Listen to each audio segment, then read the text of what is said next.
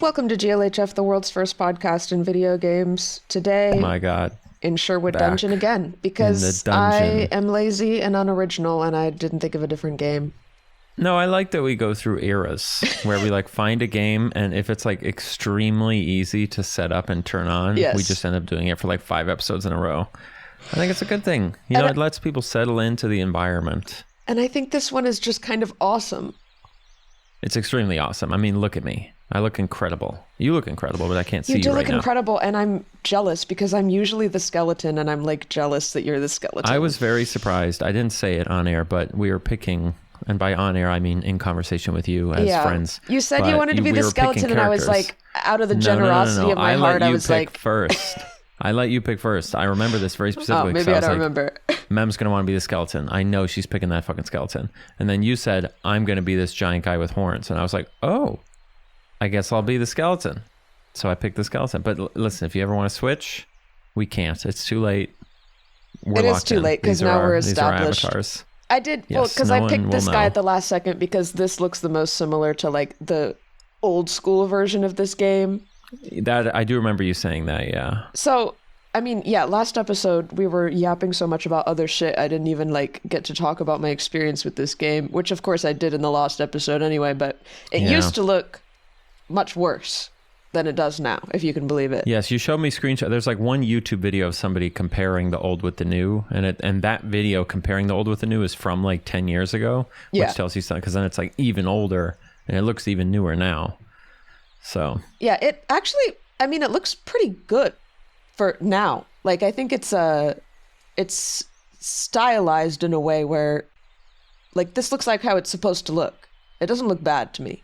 yeah, I would say it looks fine. It's giving demo disc from a cereal box from my childhood. For sure. That's kind of the energy I'm getting from it, but I accept it. I But like yeah, it. in the older graphics, you could only be guys with helmets, kind of like this one I'm wearing, but it was like lower poly and lower detail on the textures. I think there like honestly Yeah. weren't any textures. It was more like you were just solid colors. Isn't it fun that somebody's working on this game? Like I somebody's don't know if they putting are in- anymore. Well, maybe not anymore, but like there was a moment where somebody was like putting work in Yeah. to add features From my to Sherwood understanding, Dungeon. all the games, so this game was one of many on mademarian.com. I think it was all one guy, at least from like the lore that I remember as a user of the site. I don't know. But Do you think we could make a game like this pretty easily? Probably, right? maybe. A little Unreal I like Engine, that it's very you know? simple. It's like, it's got the bones of an MMO without quite feeling like a real MMO, which is a type of game that I love. It's like attempting having to to be a log game, in. but it's not quite. Yeah. It doesn't quite get there to where, like, it doesn't No. feel fleshed out enough to where you could actually imagine playing it for No, a it's like long time. Yeah, it's like a little toy that you play with. That's what it is. It's a toy MMO. Yeah. It's I a like toy version of an MMO. I like games that kind of feel like toys. We Yeah. kind of forget about that sometimes because we make like really cinematic games now, but it's fun when they feel like toys. The vibe is good because we forget that like if you go back to like Pong and stuff, like they were just like derivatives of sports and like little hand toys, like those. Hey, here's a question for you. What's your Yeah. favorite hand toy? Like you know the one where there's like Oh, the cylinder, it looks like a barrel but it's small, and then you throw it up and you have to catch it on the little I have stick such an on a answer for string. this. Okay, give it to me. The Diablo. Do you know what a Diablo is? I don't, but I'm Googling it right now. I had a phase with the Diablo when I was like 13. Oh my God, yes. It's two sticks and a string and like a top Yeah, with that the you little spin thing. on the string. Have you done it? That's so cool. No, but I knew a bunch of like college guys who thought it was, and it is cool, of course, but they would do it like out on the college land at the community college. Yeah. And they would do tricks with it and stuff. It always felt the same to me. It was like people treated it like it was the adult version of a yo-yo. Like it's a thing. Like when you're a kid, you bring out a yo-yo, you do tricks, but everyone's like, whoa. And that's how people treated the Diablo. I would definitely put it on the same college. plane. I don't think it's necessarily any cooler than a yo-yo. Well, but I'm saying the marketing for a yo-yo is a bunch of 6-year-olds. The marketing for Diablo is this picture that I just found when I searched Diablo. It's like a white guy in a backwards black cap and like that's what I'm picturing is those people, like adults. And like frankly, as I scroll here, like I don't see that many kids. It's mostly adults. And yes, there's the one. I have to figure out where the hell I even got this thing, because I don't know why I would have got into this unless it was like a random gift from somebody, like somebody was traveling or something. They brought it back as a souvenir. I don't know why, because I don't know why I would have seen this at a store and been like, I'm gonna try that. Maybe I did. I don't remember. If you had to guess what country this object was originally from, do you have any guesses?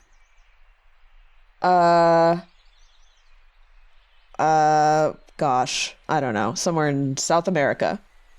No, it's Chinese. It does have kind of, in a way, South American vibes, because it kind of reminds me, like anytime I get taught about like a toy that's like a weird toy that I didn't grow up with, it was always because I learned about it in our like Central American studies in elementary school. So like the highlight balls and the little flicky things. But no, this particular thing is Chinese. It's a Chinese toy. That makes sense. I guess also because doesn't Diablo just mean devil in like Spanish? It does, but it's spelled Diabolo, like a bolo, Diabolo. Whereas Diablo in Spanish doesn't have that second O. It's just Diablo. So where did the word for this thing come from? The Diabolo is derived from the Chinese yo-yo encountered by Europeans during the colonial era. However, the origin of the Chinese yo-yo is unknown. The earliest mention is the late Ming Dynasty, around 1572, with its details recorded in a book. The book refers to Chinese yo-yos as Kongzhong. I think I'm pronouncing that right. Actually, probably not, but I guess nobody knows. Yeah, we got to figure that out. Oh, the name Diabolo was coined by Belgian engineer Gustave Philippart, who developed the modern Diablo. Okay, but like, where did the name come from? It doesn't... He really didn't like Chinese people, and he knew a little bit of Spanish. No. Okay, something gives the term's origin as from diabolus via Italian. Or no, Latin. That's a Latin word? I don't know.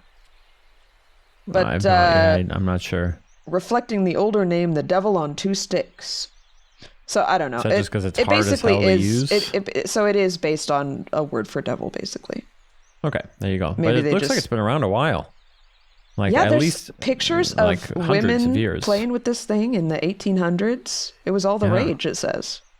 It looks like it. All the rage. Did I ever read you that thing about the time that that person sold out that nightclub and it got rowdy because she was reading The Old Lady That Swallowed a Fly? Did we talk about that on the show? Yes, I think we did. Okay, cool. I think in a very early episode. Like the raucous reviews for and this just kind of reminds me of that, like all the rage. But it's just a fun toy. So anyway, Sherwood Dungeon is a toy. So I was throwing that shit up in the air and catching it. That was all I knew how to do with it. I didn't know, like, you can do cooler tricks with it where you're like tangling the string around and stuff. I wasn't doing that. I was throwing it up. But let me tell you, 13 years old, out in my front yard on a sunny day, throwing that Diablo 20 feet up in the air and then successfully catching it on the string, I felt like the coolest kid on the block. It looked really fun. Like, it did look really cool and really fun. So you would like kind of... I would have been impressed. I don't even know where I learned it. I must have looked up a YouTube video or something at some point. But I mean, it's pretty straightforward, right? Because as long as you throw it up and catch it... It's pretty easy to throw it up because you just separate the sticks and it bounces up. And then to catch it, I would like kind of hold the string diagonally. Like I would hold like my right hand up and my left hand down and kind of catch it with like the right hand end of it. Because you got to keep it spinning kind of, right? Yeah, because you want it to like come down on a slope and keep spinning. Right, okay. So I was really cool, is what I'm saying. But that was one of my phases that lasted about, like, it seems like a long era in my life because everything when you're a kid seems like it lasted a long time, but that was probably like 2 months of my life that I was really into that. And I didn't learn a single trick. Oh, you said and then 14? it was over. Yeah, I guess that's not that. That's like I had a 2-month phase of cup stacking. You know, where you do like the... Well, so did you have a favorite hand toy you wanted to mention, or I were you liked good that at little... any of I don't them? know what they're called. What's that little toy with stick and thing you catch with hole?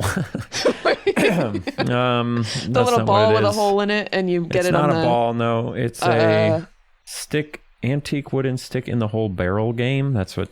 Okay, yeah, hold on. Toy stick barrel. Let's add barrel to it. I don't even know what you're talking about. It's a barrel? I found a picture of it, but it's not... Vintage toy with swinging barrel and peg, ? Let's read this thread. Does anyone remember what they're called? Bobaloop. B-O-B... These things have the goofiest names. It's a bobaloop. Yeah, here you go. This is what I was playing with. We actually had it in the original box. I don't know how, because it makes me feel like I'm from the 1940s. What the hell is this? Yeah, check out this bobaloop. So you got to like, the barrel has a hole in the bottom, and you got to like flick it up in the right way to catch it. And then there's like, of course, like a list of tricks that you can do that are like different. So it's like a version of the one with the ball. I'm thinking of the one with the... A ball and cup where you catch it on like the stick and then you flip it around. It's this, but the barrel is a ball, and then the handle also has like a little hourglass so that you can like do tricks with it. And the ball does have a hole. Side. Yeah. And you can catch it, but then you can also flip it. Yeah, that's like the advanced version of the bobaloop. Yeah, the bobaloop is maybe an ancestor of the modern this. Oh, stick what was on that ball thing called? Do you ever have those there were those old games you could buy as a kid where it would be the screen that was just like a solid state black and white fucking... Oh man, I'm not gonna be able to come up with it. And it'd be like a baseball game? Yes, like that. But I had one at that the it was dollar like... store. All I remember is you turn it on and the guy would go, "Hello, Squire." He would call you Squire. And you had to like play these 10 games to get the approval of the magician voice, but they were all like really simple games. I'm going to try to figure this out because I that was like a formative video game for me, and it wasn't even a video game, but I do remember the like black and white. I think that's also called an LCD screen, when it's just the black and there's not even a backlight, so you have to be in light to even look at it. But it would be like baseball or tennis or whatever, and they would sell them at the dollar store. Yeah, we had the football one. We even had the old ones where it wasn't even a screen. It was just like 16 red dots that could light up in different things, and you had to like understand what dots meant the orientation of your football team on the field. It was really, really fun. Good times. Weird. Again, back when games were toys. Okay. And now they're not. Well, gosh, I should get started with my topics maybe. You said you might be getting sick. I feel bad for making you speak. So No, that's okay. I'm good. I want to hear your story though. Step 1, I do want to follow through on my promise to explain the calculus of physics, but I think I'm not going to do as much as maybe some of you were hoping, because I did about, I don't have all the time in the world to research for this podcast, so I did. No? This isn't your primary... 30 minutes. This isn't the primary moneymaker? I did about 30 minutes of research into the calculus of physics. That's pretty good, though. And, because the whole thing I was saying last time was, when you take a calculus class for the first time, and it's not like connected to a physics class, they typically just describe an integral as the area under the curve, and how like unintuitive that is. Like, what does that even mean? The what is the area under the curve? An integral in calculus. So like if there's a parabola or something, you'd be like, that's the integral. So like if you have a parabola, and then so say it starts at 0. Do you know what that looks like? Starts at 0, I know goes what a parabola up, looks like. Yeah, it's exponentially. Looks like a hill. If you wanted to take an integral from 0 to 4, just for an example, like x equals 4, then you would like basically draw a vertical line from where the parabola is at 4 down to the 0. Oh, and then calculate the area and then the area of that under segment. that curve is what the integral is. Okay, sure. Why the hell would we ever need to know that? Well, that's the thing. So my whole thing from last time was I was going to try to figure out a way to explain with physics what an integral is better than that. Turns out it's really fucking hard to describe what All an right. integral is without just saying the area under the curve. Like, But like you couldn't give me a practical so I can give you use. like one practical example, and there might be more. I mean, there's definitely people that are better at explaining this probably that you can find on YouTube right now. But the example I was going to give is just like distance, velocity, acceleration. I think when I was describing having like really cool kind of mind-blowing moments with calculus and physics in college, it was like much more complicated stuff that I'm not even gonna begin to have the time to get into, nor would it be interesting to hear me explain. But like way further on, you get into like electromagnetic fields and like vectors, like vector calculus with like, because you have a field where like it's different forces in different places in this 3D space, which is all very cool if Okay. you can understand it. But I can't. And I can't either. I don't remember that shit. So the simplest way to kind of explain an integral in terms of like just distance and speed, like this is something we understand. Like you're driving a car, you know, you've had word problems like this, where like you're driving a car at 20 miles an hour for this amount of time, and then at 40 miles an hour for this amount of time, how far did you go, right? Ooh, so I'm sorry. Wait, if you're okay, whatever, just continue. I think I'm following. So just use that example, right? Okay. You're going, let's just say you're going 20 for 5 seconds, and then somehow you have a car that can instantaneously speed up to Okay. 30 for the next 5 seconds. Sure. Okay. So if you imagined a graph of your speed over time, it would just be like a stair. a horizontal line at 20 for 5 seconds, and then Right. there would be a stair up to 30 for the next 5 seconds. And would it? Okay, continue.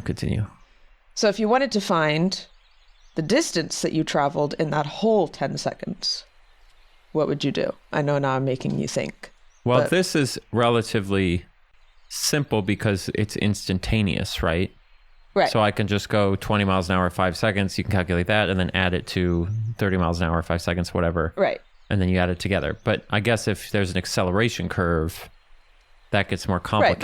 Right. But if you just start with the simple example, Right. Understood. we don't even have to do numbers because I'm too stupid for that right now too. I'm a little tired today, so this is a dumb Okay, got podcast. it. We'll just be dumb. But you would A dumb basically be podcast, I love doing, it. you'd be adding together a couple of simple multiplications. Like you'd be multiplying like 5 seconds by the speed for the first 5 seconds plus 5 seconds by the speed for the second 5 seconds. And that would Okay. be the distance that you would get. And so Yeah. what you technically just did is integrated that velocity graph, Ah, okay. because the multiplications that you did were the area of two rectangles. The area under that stair curve is what you took to get the answer. Okay.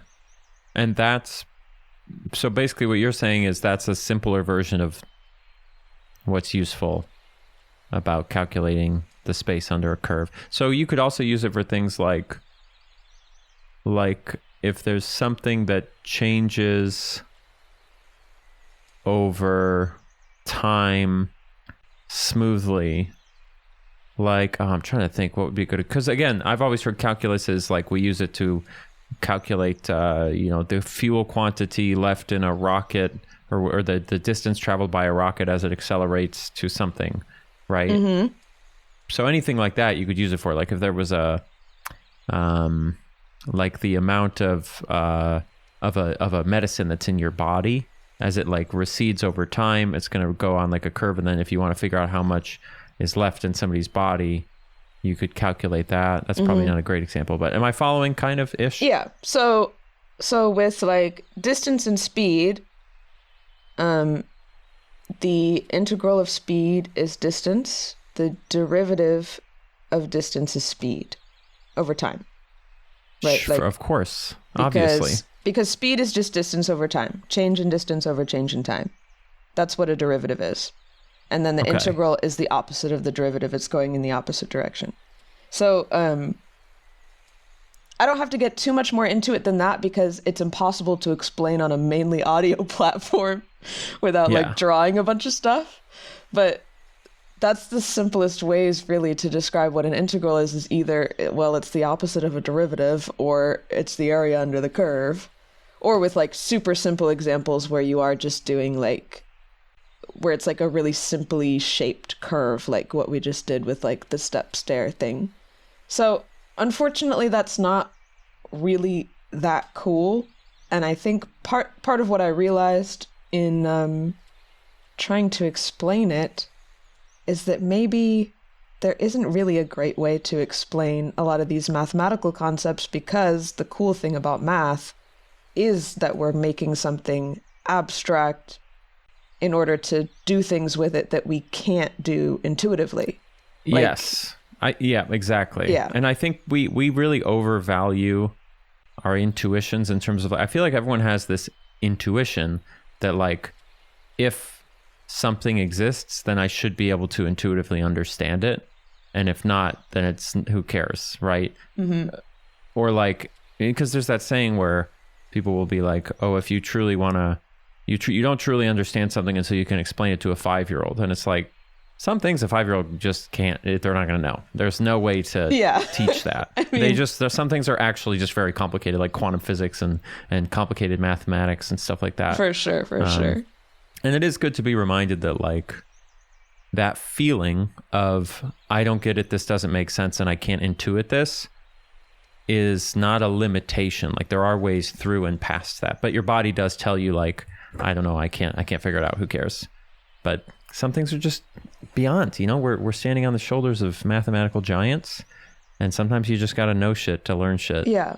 I mean, I think that's just the way it goes. What's useful about the kind of explain it to a 5-year-old mentality is that it is a good idea as a teacher to explain things as simply as you can, and then you take it in steps. So like step 1 is explain it to a 5-year-old, which is going to be at a very like So how would you explain this level. to a 5-year-old?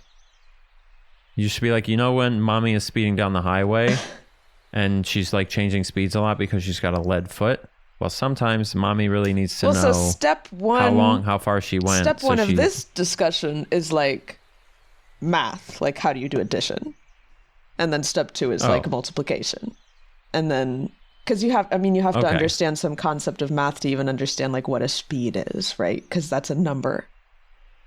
So, but I mean, no, because we can intuit speed. Like a 5-year-old knows that rocket ship go fast, turtle slow, right? Sure, yeah. But if you're gonna you're gonna start talking about like, distance, velocity, acceleration, you have to start incorporating some math. I'm just saying, the idea of you have to be able to explain it to a 5-year-old is just to get you in the mindset of like, right. Breaking it down. You have to know your components. audience. You have to explain it in the simplest terms that you can in the beginning, and then make gradual logical steps up. And you don't want the steps to be too big, to be intimidating and confusing to people. Yeah. Makes sense. So that's as far as I'm going to go with calculus because, listen, Khan Academy exists. He does a great job of explaining it. And this is a dumb podcast, and I'm not the smart one. podcast. And I'm not the one. But I do also have another historical story to get into from our emails that I would love to tell you if you're willing. I would love nothing more than to hear this historical story. A mysterious beast. And this idea was given to us by Joshua in our email. And I loved this email because all Joshua said was, you should look into the red ghost of Arizona, period. Isn't that kind of how it happened when somebody said you should look into the race? Was it somebody just email us and that's all they said? You were like, you should look into the Barkley Marathon. I think that was an email or a comment or something. Was it the same person? But yeah, no, I don't think it was the same person. But I like that's how you get I like that the format emails that because work. They're not giving us any kind of preconceived notions about like what they think about it. They're just like, you should just look into this. Yes, this and I like topic. that because then you explore it, you develop your own story through it, and then I get to hear it. So I'm gonna try to do this how you did the dancing plague one. where Oh, I'm don't do going to that to give me. That you. sounded like it was really stressful to have it done to you. Well, it's not going to be that All right, stressful. I got it. I'm just kidding. saying I'm going I to got it. give you. I'm going to give you the firsthand accounts, I guess, over Okay, time. got it. I like it. And at some point, I'm going to have you just like guess what's going on. I won't stress you out. No, that's fine. And then we'll talk about what was probably going on. So the red ghost of Arizona was a legend of a beast roaming Arizona that started in 1883. This is the first account that we know of is in 1883. So we're post-Civil War, early cameras. Got it. Oh, were there cameras? I guess so, right? There were It was early like cameras, end of yeah. 1800s. Yeah. Okay, there's no pictures of this thing though, I think. Because wouldn't those have been the cameras that you have to like stay still for? So you probably can't get a picture Yeah, of exactly. And it's the type of camera that like if you stayed still, but then someone came into frame halfway through, it makes them look like a ghost. Yeah. And that's why we have a bunch of ghost pictures. So that was my first thought: is a bear walked into a frame somewhere. But no, continue. No, so this is we're on a ranch. There's two cowboys at this ranch with their two wives, and the cowboys ride off to do cowboy shit during the day. Oh, we know what they're doing. They're going up on that mountain. You saw that movie? I don't know. Cowboy shit. They're going to check on their cattle, is what they said. That's exactly right. And their wives are at home. And so I'm just going to read you from this article what it said. After the men had left the area, one of the women inside the ranch house heard the dogs start barking wildly and ferociously. She then heard a terrible scream. Rushing to a window, she looked out and saw a huge red-colored beast race past with a devilish-looking creature riding on it. Locking the door, the terrified woman waited until the men returned. When they arrived, they found the other woman had been trampled to death. The next day, the men followed the creature's tracks, which were large cloven tracks, so like a horse track, but much bigger. And they also found long red hairs tangled in the brush. So that's the first story. That's what I get? That's the first story we have of the beast. I wish I could cross-examine the witnesses. Okay. I mean, right now, it sounds like somebody, possibly one of the men, ran over his wife with a big horse. And then some of its hairs came off. He found a freaky horse in the woods, and he ran her over. That's what it sounds like to me. But I'll wait for more information. But you have to think that these women would be very familiar with what a horse looks like, and she didn't describe it as a horse. She described it as but you know how people are. Reddish-colored beast. Eyewitnesses don't know anything about what they're looking at all, ever. Like people just will say whatever types of things. Because like, first of all, was it daytime? Was it nighttime? And also, the only person who saw it through a window. It's probably got some drapes on it. She heard a scream. Her blood's running through her face, and she's real nervous. And so it could have just been a big horse. I do think it's a little bit funny that she heard the other woman scream and just like locked the door and stayed inside. Yep, and then they came out later, and she didn't go like, "Wait, are you in here?" She's like, "Oh shoot." And they came out later and found her dead. But so far, I'm hearing hoofbeats, red. You can have red horses, right? It's hooved. It's giving horse. And it's red. Okay, so over the next several years, I mean, 10 years pass basically where nobody's been able to like actually catch this thing, but there's all these like legends floating around of things that it's been doing. So there's one story that says it was 30 feet tall and it knocked over 2 wagons. And again, they found red hair at the scene. At one point, a group of miners, as in like mining rocks, not children, a group of miners shot at it, but it got away. But something fell off of it as it was running away. And the thing that fell off was confirmed by a local doctor to be a human skull with still some skin and hair attached.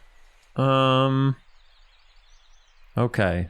I'm still leaning towards a human being is involved in this in some way. A prank or some kind of person with a vendetta. It's the Wild West, after all. We're talking like deep Red Dead Redemption times. Mm-hmm. You're in the middle of Arizona. They probably got all sorts of bobcats and bears. It might be in. Yeah, it should be some sort of creepy creature. But the way that it's behaving, it's either not all the same thing, or a human being is involved and is playing some kind of prank. Or, I would say more likely, they shot at whatever creature it was. Weird that they didn't get a good look at it enough to be like, it's a horse. But they shot at it. It seems like it's bigger than a horse from what everybody's saying. It kicked up some dust. Everybody seems to be describing it as bigger than a horse. I don't trust these people at all. I don't trust modern people, but I really don't trust people from the 1880s because they never had any. There's no water in Arizona. They were dehydrated. So I'm going with they shot at it and it just like kicked up some dust and it just happened to be next to a human skull. And they were like, oh, it fell off. No. Okay. Well, the next account I have is one man claims to have lassoed it for a period of time, but then it got away. And he says he saw that what was riding it was a human skeleton. Oh, well, that settles it then. It was a human skeleton riding a horse. It was the Grim Reaper.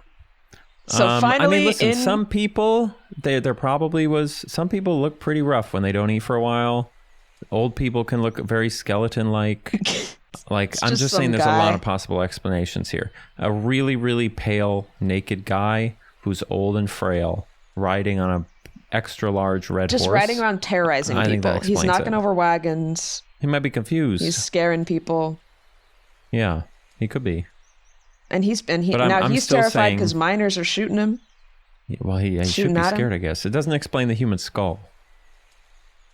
But it's like there's no way that whatever this is doesn't involve a human being making decisions to create confusion. Okay. Or a bunch of confused human beings about so this is just a regular horse. The final account, 1893. So first account was in 1883. This is a full 10 years later. Guy sees the beast eating in his vegetable patch and shoots it dead.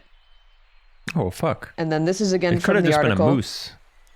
Ranchers gathered from all around to view the beast that had gained so much notoriety and had terrorized the citizens of southern Arizona since it had first appeared in 1883. In the examination of the animal, it was determined that the devilish skeleton that had been seen riding the creature through the years was in fact a human skeleton that had been clearly tied to the animal with thick leather straps many years earlier. That's very interesting. So it was not a prank, but somebody found... Well, you haven't finished, I guess. But a man was tied to it, and basically... It was a big horse that somebody fell off of, but they got stuck in it. They got wrapped up. And then the horse ran around with it on its back, and he decayed and died. I don't know. I mean, I actually don't know why the man was tied to it. But basically everybody that was saying these accounts of seeing this beast, nobody knew what the animal was.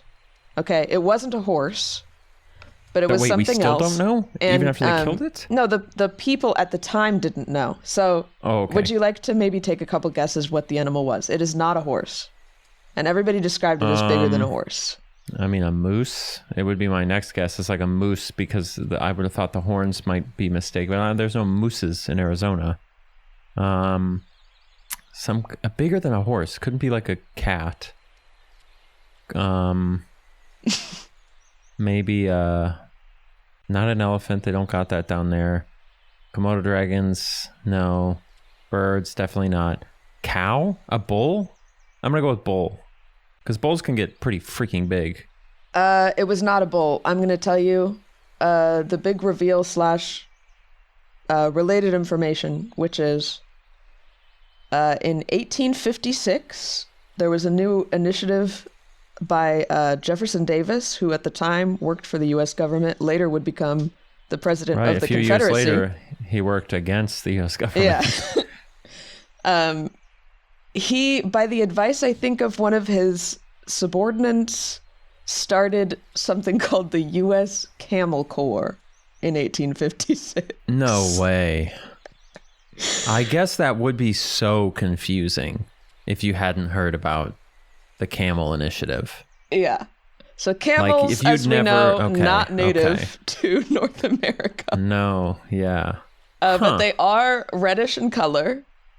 And so the idea of the camel corps was that this would just be an animal that they would kind of use like they use horses to just do like, I don't know, patrol around and like what's it called? Like investigate the land or whatever in the southwest region where it's like deserty because they're better at surviving in the desert. So I don't know, somebody in the US military had this idea that we should use camels, and so they sent a guy to Turkey to go procure some camels and some trainers to train like the army guys on using camels. So this guy sails off to Turkey, interestingly left Turkey with 33 camels, arrived with 34 because one died on the way and 2 were born. Oh, I didn't expect that. You'd think it'd just be one born. But okay, that's a good deal. So yeah, I mean, I guess he got more than his money's worth. I don't know if they knew that one was pregnant. I have heard, I don't know how true this is, but I have heard that camels obviously are very good at going in the desert and carrying lots of weight. But they're so good, in fact, that I don't know where, probably northern Africa, right? Or whatever it was, that areas that had camels and were deserted did not take advantage of the wheel. They didn't need to invent the wheel because they didn't need a way of carrying stuff because camels were so goated at carrying stuff long distances that it was not necessary. Like I think there are even cases of cultures where they invented the wheel but only used it like in toys because they didn't have a use for it because camels were so goated. So I can understand why we were camel pilled for a second. And then I guess I truly assume, just for a second. Yeah, because it would have been camels. You said what, 56 camels? 1856 is when the camels arrived. There were only 34 camels. And they did actually use them to do like land surveys and carry stuff around in like the Arizona area. They said, right, but they very quickly got distracted on account of the Civil War. Yeah, so basically, which is what, 61? The Civil War starts, and Jefferson Davis says, I'm going to go be the president of the Confederacy now, in 1861. Right. And the project kind of fell apart. People lost interest in the Camel Initiative when there was a war going on. So, it's kind of like when a professor leaves a university and their research project falls apart, when the guy that started it is gone. Yes. It's hard to keep it going. I think about that so much. How much stuff, I think we've talked about this probably a million times, but like, yeah, there's so much stuff out there that's just like because someone's doing it. And then if they go away, then it doesn't happen anymore. Like stuff that we really take for granted. Yeah. I also think that I just forgot what I was going to say. It was something about the Civil War. Oh, do you think if they had asked you to be president of the Confederacy, you would have said no? Like, do you think you could have turned it down? If they're like, you can lead the whole country, do you want to be in charge? And you're going to be like, well, slaves, really bad. I mean, are we considering like the reality that I'm a woman and would never be asked that? They give you a pass. You get a pass. You're exactly you, but culturally you're being treated just as an upstanding white man. And they ask you, they say, please be president, or else we need you to be president. This is kind of a rhetorical question. You don't have to answer. You wouldn't do it? No. What if they asked you to be president of real America now? Absolutely not. I have no desire to be president of anything. But I mean, right now. Please. Just kidding. Anyway. God, I guess in that sense, it's kind of a... Yeah, because it's not going to be any worse. It's kind of a moral question of like... Right. If I'm the only other option, I mean... You can give up a couple of years of your life just to... And also, first woman president. That'd be amazing. They just ask you. Yeah, I don't know if I'm the one. But I would take on that burden, I guess. It turns out you don't need to be the one. Yeah, anyone can do it. We thought you needed to be the one, but you don't. That's very true. Yeah. Yeah. Turns out many times we've learned this lesson. Have you ever heard of the play date? Have we talked about this thing? I feel like you would love it, and I think I might get one, but they're kind of exexpensive. You heard of this thing? What? Oh, yes. It's like a little game little console device, thing. Yeah. Have you ever thought about getting one of these? 'Cause it looks fun as heck. Not really. And it's got like a bunch of games on it, like real fun indie games by like really cool game designers. And it has a really interesting crank on it. And I kind of want to crank some shit. If you want to crank some shit, I think you should. But do I want to crank some shit for $229? I guess That's to the me, it question. just seemed like, how much am I really going to use that thing? You know, it'd be cool for like at first, maybe. But Well, is that because we going to were be talking like my about those main little console? football games, I don't know. And it reminds me of like that's the way we used to play with toys and stuff. But yeah, we don't do it as much anymore. I so. wonder what inspired them to put a crank on it specifically, because is that the only interesting thing besides... I mean, it's basically just a game console for creative indie developers that they all knew, I think, and they got together to make it. But they said they thought a crank would create a lot of really interesting gameplay opportunities. Like they thought these creative people would come up with really fun ways of using these unique input methods. Because I think it also has like an accelerometer in it and like some other random shit. So that's what I'm saying. Is like, what are the interesting inputs besides... I see a D-pad and an A and B button like normal, and then there's a crank on it. Yeah, that would be it. I think mostly it's the crank. So that's what I'm saying is like, what of all the types of inputs they could have created, what made them go, it's a crank. It's going to be a crank. Because it's fun to crank stuff. I mean... I'm going to get one. You've just convinced me. Here's the examples I can think of. Obstinance. Here's the examples I can think of. Fishing. That's it. Yep, that's... beginning and end. But that's the cool thing is I think they thought of lots of fun ways of using a crank to the point that it just becomes integrated. And then when you don't have a crank, when you go back to your Xbox, you're like, where's the crank? Because it's like now when you go to play on the Switch, you're like, where's my analog triggers? I don't think it has much resistance. Motion is that's a big motion to be making when you just want to play a game, you know? Well, it's a small crank. It's a baby crank.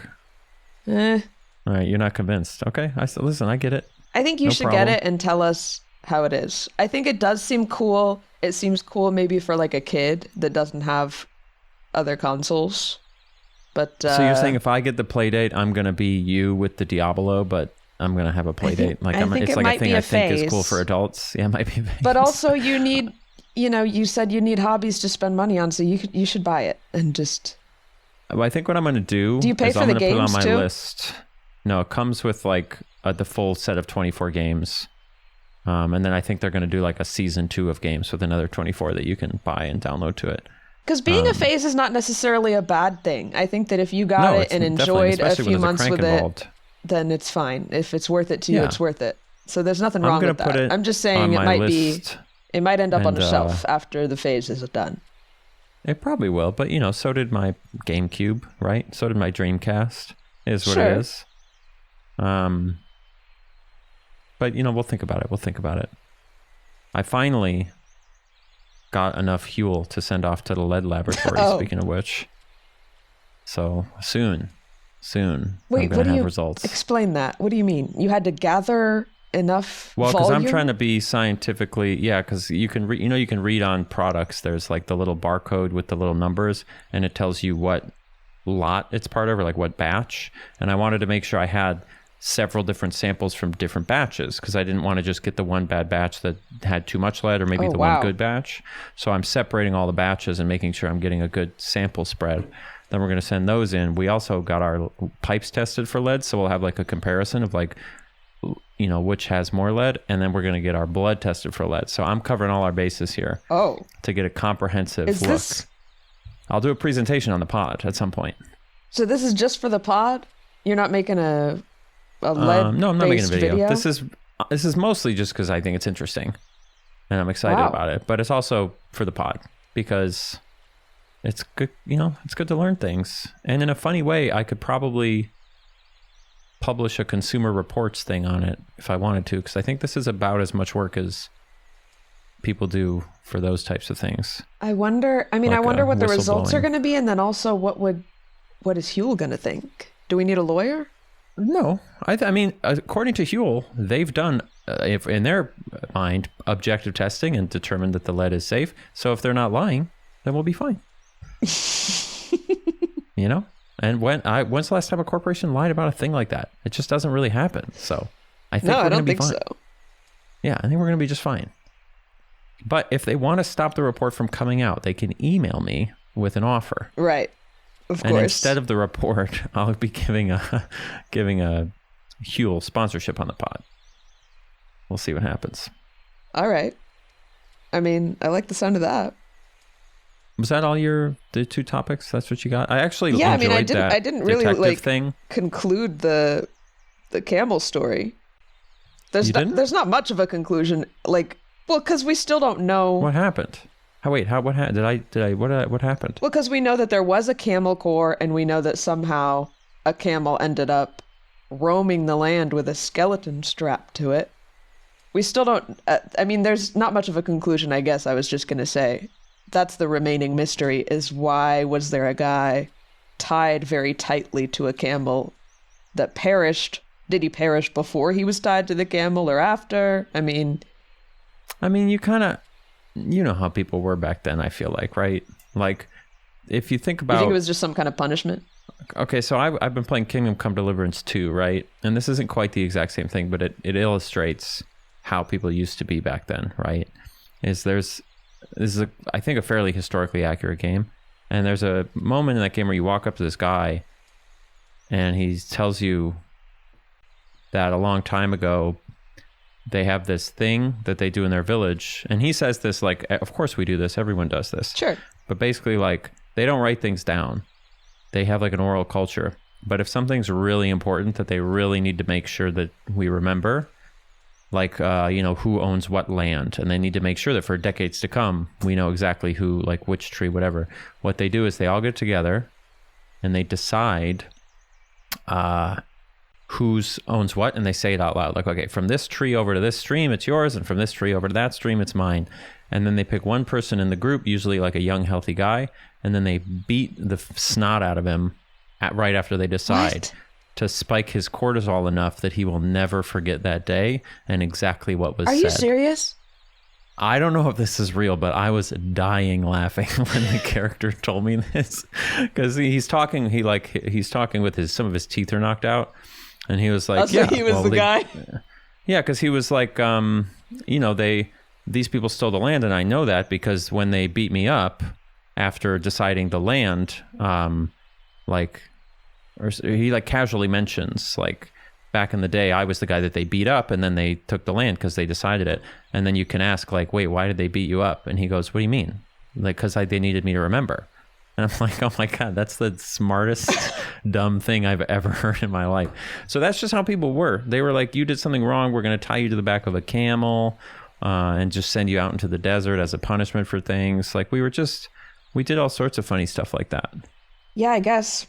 Because it does say, because, one theory is that it was a guy that was just riding the camel normally, but, like, it says he was tied to it, and the leather straps were so tight that they were scarring the camel. So it doesn't seem like it was voluntary that he was on this camel, especially if his skeleton remained on it as it was just roaming around. Like, that's actually a good point, because the bones, once like all the muscles and stuff are gone, wouldn't your bones just separate? Right? They're not being held together really, except for like a few of the joints. You got like maybe the tendons or whatever. But all that's going away, right? When you decay into I don't nothing. know. You don't? I mean, it depends how he decays, right? Maybe the dry desert environment, he wasn't really actually decaying that much. Oh, true. So he like survived and the bones held together a little better. Do we have a picture? No, there's What's no this picture. thing called? There's some illustrations. The Beast of Arizona? The Red Ghost of Arizona. The Red Ghost of Arizona. So there's some doodles, which are definitely not correct. Though these are sick. There's some really cool doodles, actually, of this skeleton riding a camel. Yeah. Okay, wait, what about this? Here is an article from Legends of America called Ghost Camels in the Southwest. So maybe this will have more information for us. But it's really long, and so I'm actually not going to read it right now. Understandable. I think I got through the main points. Wow, yeah, there's some crazy pictures of this thing. I like the ones that make it look like the skeleton is like sentient and malicious. Yeah, like actively riding the camel. He looks really cool. That would be fucking scary seen... though if you like imagine you've never seen a camel in your life and you see one with a skeleton tied to it running around. As soon as you said camel, I was like, okay, I understand why they freaked the fuck scary. out. Because it looks like a dinosaur horse. Some animals really do look crazy. And like I yearn, it's too bad because I don't think there's many, we don't get to have that many experiences like that of like somebody going off somewhere and then trying to like describe what an elephant looks like to us, like we kind of did back in the day. Because we're not, I imagine once we start exploring space in earnest, we'll start stumbling across stuff like that. But we're always going to have like pictures and stuff, you know? So unfortunately, we kind of missed that. Yeah. It'd be fun to, I don't know why I'm thinking this. I was going to say it'd be fun to make a game about the ghost camel. No, it wouldn't. I don't know why that came to my head. I guess I'm just yapping. You just got making a game on the brain. I guess so. I just got done recording an interview with a person on YouTube and talked about how I really want to make, this is never going to happen, but I would love to make Skyrim, but set in like 2009 and just like normal. And so just swap out all the quests for like normal shit you would do in 2009, but otherwise it's like exactly the same structure. So like big open world, tons of quests to do, side quests, fetch quests, but the aesthetics are just like normal suburban life. I think that would be sick. Okay, suburban, because I was going to say like... It could be like urban, suburban, rural. It'd be a mix, you know. It'd be like a little caricature of slice of life Americana in the early 2000s or something. Isn't it crazy that we don't have any games that are set in like a modern city where it's actually open world and you can actually go in all the buildings? Like that doesn't exist. That's not crazy because that's insane. Another one of like the things that I've always thought about was this idea of a one block game, like just make one city block and have every building completely with people in it with routines. And apparently I'm not the first person to have that idea. Because that guy Warren Spector, who made, what did he make? Didn't you play something Epic like Mickey, Deus Ex. There are games kind of like it, but apparently this is an idea that he's always wanted. But every time he's like dove in on designing it, there are just too many complicated design problems in terms of like making it fun. Yeah. But that does seem like a good idea. And then it's like if you can do one block, why not two? Why not four? I mean, I totally understand why it's not practical to actually like design the inside of all the buildings and actually put interesting stuff in there. It doesn't make sense. But that's why I kind of sometimes feel like we just should stop making open world games in cities then, because it just doesn't feel right that you just can't go in 99% of the places. I love it. I love that it feels like an action playset, like a Micro Machines playset. I think that's actually really cool in a different way. I agree that it'd be cool, like just imagine a game that's one skyscraper every floor. Like, it sounds awesome, but I don't know that it would be fun. And I don't know if there's any games even remotely like that. I've heard like Shenmue kind of is like set in a 4-block space in a Japanese city and everyone has routines and stuff, but I don't know how actually like good it was. I think the first Shenmue was like the most expensive game ever made at the time. But yeah, I don't know.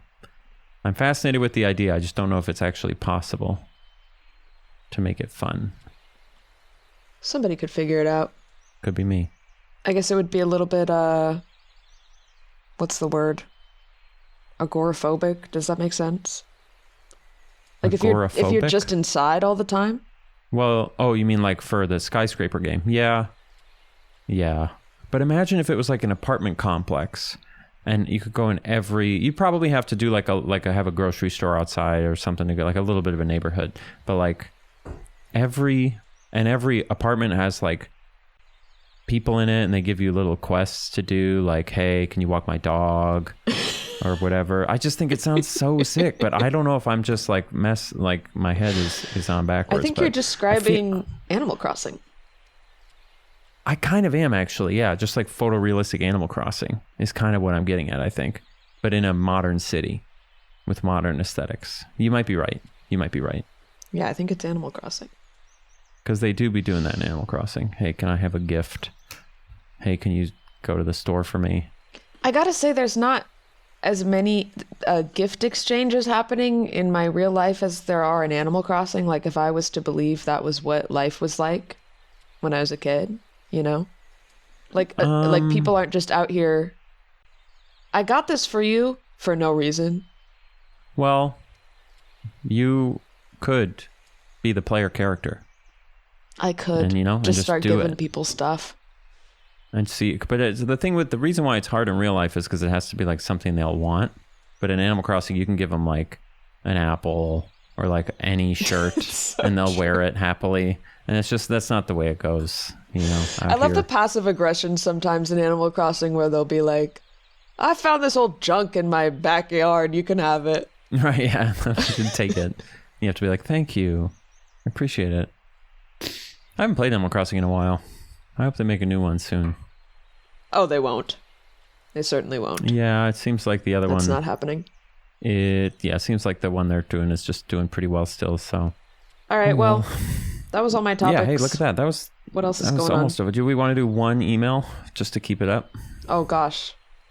I can go look right now. Yeah, just whatever the most recent one is. We'll do that one. That's okay. You're not going to get any filter, though. GLHF Usually I filter out the crazies. Just kidding. There's not that many crazies. Yeah. There's a couple, I'm sure.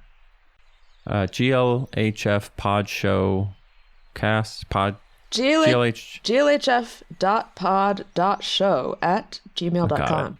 I wish we could just be the pod at gmail.com. That's probably taken. Just the only one. Okay, well, the most recent 2 emails are not questions. Do you want to read them anyway? Or wait, boring? Is this a question? This is... I don't know if this is interesting. This person just wants to know what the average age range or gender ratio is for GLHF on the analytics. Oh, if I had to guess, I bet it's like 80-20 male-female, or maybe like... That's I don't know. Scary. I don't know. Is that scary? I guess, yeah. I don't look at my scary. own demographics because it is scary. I just imagine that it's different than it is. It's just like a perfect representative slice of America. I try to pretend that especially the gender ratio is not what it is. Do you think if somebody issued you a challenge, like how much control do you think you have over it? Like, do you think if somebody said, I want you to grow this demographic by this many points, do you think you could figure out how to do it? I like to think so. And I definitely, so again, I haven't checked in like literal years. I don't look at analytics like that. But when I have checked, it is like, I don't know, 70-80% male watching my channel. Again, I haven't checked recently. And a lot of the people that come up to me in real life are girls. So yeah, that might not be true. Yeah. I would say just don't look. Let's just assume it's flipped now, but 70-30. I do intentionally sometimes, like that's why once in a while I'll make like a video about Barbie or something, because I'm intentionally trying to like purge the males. I know that it's from an earnest place, but just hearing you go, I want to appeal to the girls. So every once in a while, I know that you said purge the males is different, but it sounded like you were saying, I want to make sure I grow my female audience. So every once in a while I do a Barbie video. It just sounded very funny to me. I guess it sounds like a little bit stereotypical or something, but that's not what I mean. I mean, like... No, I know. I try to make a video once in a while that I know, like, will not appeal to straight men so that... It is important maybe I drop a few of them.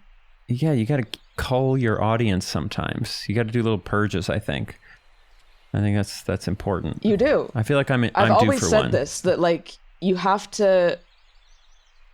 when you have a lot of like popular videos, you're like gaining a lot of new people at once, and they're just like random. Like you don't know who these people are. A bunch of them are not going to be the actual target demographic that you would like watching you for whatever reason. For me, it's because of usually like it's just like the game you pick, weirdos and harassment and stuff that I don't want. Yes, also that.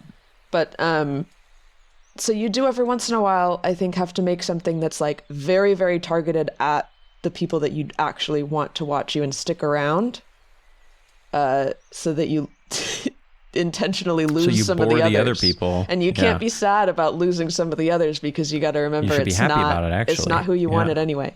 But exactly. You were actually like extremely correct. What did you say? 80% males? Because that's what it is. It's 82% male. That seems about right. Yeah. That's just like general, the YouTube audience skews male. Well, especially with gaming. Anything. Especially with gaming stuff, yeah. What do you think we could do as a podcast to get more non-male listeners? Gosh. Like, what games could we pick? Because I feel like we pick a good spread. We could do some Neopets. We could probably we can get a Barbie game in here, right? I'm trying to think. Like, Neopets is a good one, but I'm trying to think of what we'd be able to do multiplayer in. Not much. We could do. All right, we'll think about it. Or like, do we have to cover different topics, right? We could do the Neopets Battle Dome, start a battle against each other, and it'll just be 2 PNGs of 2 different Neopets for the whole time. I think that'd be super cute. I mean, we did Habbo Hotel. That's basically what that was. But there was a little bit of movement in that, at least. This will be 2 still images. Is there movement in Habbo Hotel? Don't they do they blink even? I think they do. What do you think our best episode of the pod ever was? What's our best episode? There's been some good ones. I don't know. I'd have to look through them. It could be ones that I remember having a lot of fun on. I don't even effing remember. They're all Which fun, ones have man. been fun? They all blur together.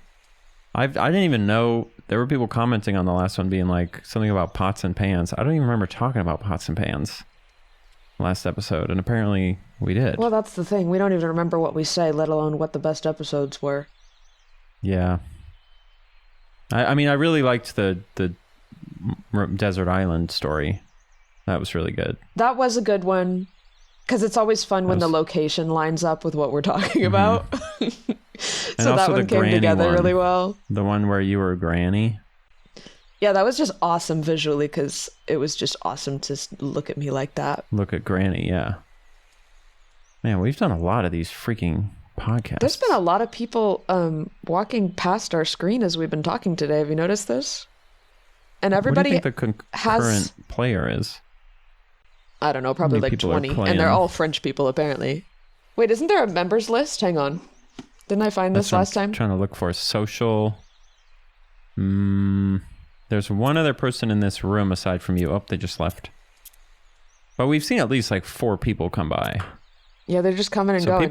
But everybody has playing crazy mounts. There's like purple dragons and crazy shit they're riding. We got to figure that out. Is there a shop? Oh, there is a shop. Can you spend real money? Oh my God, you can. You can make a membership account and then purchase gems for real money. That explains how they make money. Wow. And there's some crazy skins you can get too. I gotta see the analytics on how much money they actually make, though, with the 20 players that play this. You could probably email them and just be like, I'm a YouTuber, I'm doing a video on your thing. And they'll be like, oh, yeah. Give us some gems, is what I need to say. Yeah, if we do this one more time, I'm going to show up swagged out. I'm going to spend $25 on gems, and I'm going to get a really cool costume. Okay, do it. I do kind of have to go, I think. All right, yeah, let's go. That's fine. Have fun, whatever you're doing. I'm going to a purge.